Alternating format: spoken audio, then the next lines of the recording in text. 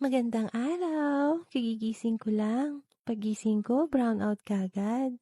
Mabuti na lang, si Mama. Maaga gumigising para magluto ng pagkain namin. Ang sarap nga ng niluluto niya. Sinigang na isda. Paborito ko yan. Kayo, paborito niyo din ba yan? Hinihintay ko nga na matapos niya ng maluto at ito naman si Carl maagang gumigising dahil maaga siyang pumapasok sa school. Hotdog and egg ang breakfast niya. Ang ganda tingnan ng kanin na umuusok-usok pa. Ang sarap talaga sa pakiramdam pag ang ina ang nag-alaga sa atin. At ito na, pine-prepare na ni Mama ang paborito kong sinigang na isda. Mahilig kasi ako sa mga ulam na isda.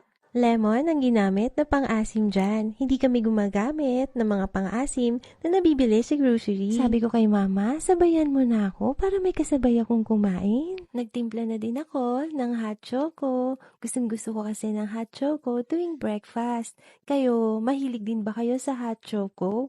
Or mas prefer nyo ang hot coffee? Masarap kasi na may mainit na inumin tuwing breakfast. Madalas mag-brown out dito sa Baguio, kaya iniisip namin, lalabas ba kami o dito na lang kami mag-stay sa bahay? Pero kahit brown out dito, okay lang. Di naman mainit dito. Maganda naman ang klima, kaya masarap sa pakiramdam. Masarap dito ang mainit na kape or choco. Dito sa bahay, bago kami kumain, lagi kami nagpe-pray muna. Mahalaga na nagpe-pray muna tayo bago kumain. At si Christian, bago umalis, kumakain muna ng breakfast.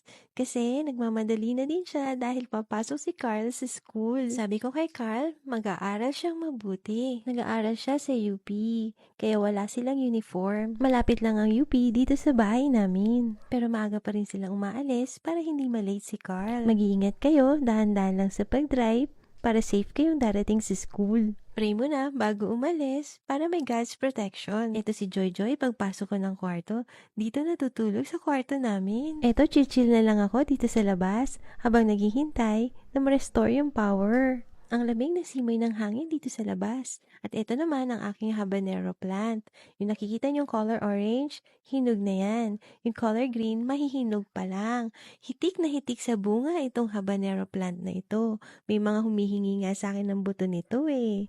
Ang habanero plant is a hot chili pepper. Favorite ni Carl, itong habanero, nilalagay niya sa kanyang mga ulam. Tanaw na tanaw ang isang school dito sa amin. Palaging nagpa-practice yung mga batang yan. Ang gaganda ng mga sinasayaw nila at ang gaganda ng tugtog. Maaaliw ka talaga. Ginagawa nila yan almost daily ang practice nila. Dito na lang ako sa veranda magstay habang naghihintay na ma-restore yung power. Yun lang. Shalom!